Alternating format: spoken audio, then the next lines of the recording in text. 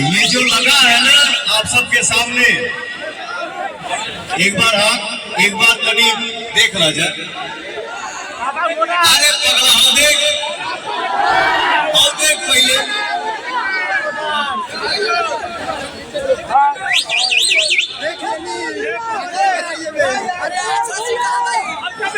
हम लोग तो बचपन से देखते आ रहे हैं।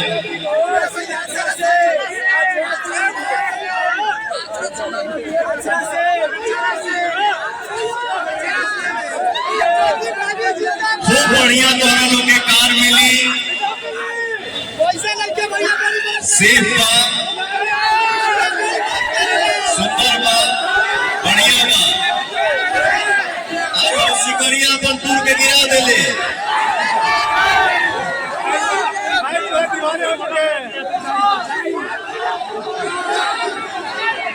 आप लोग मस्त रहिए, आप खुश हैं तो सब बढ़िया।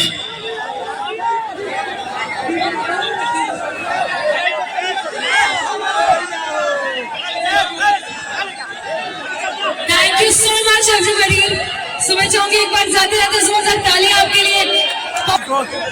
पवन सिंह के फैन यहाँ पे टाटा मोटर्स कंपनी उद्घाटन में शामिल हुए पवन सिंह सासाराम में। भाजपा फैंस काफी आए थे, काफी यहाँ धक्का मुक्की हुआ और पवन सिंह से मिलने के लिए, हाथ मिलाने के लिए काफी परेशानियों का सामना लोगों को करना पड़ा।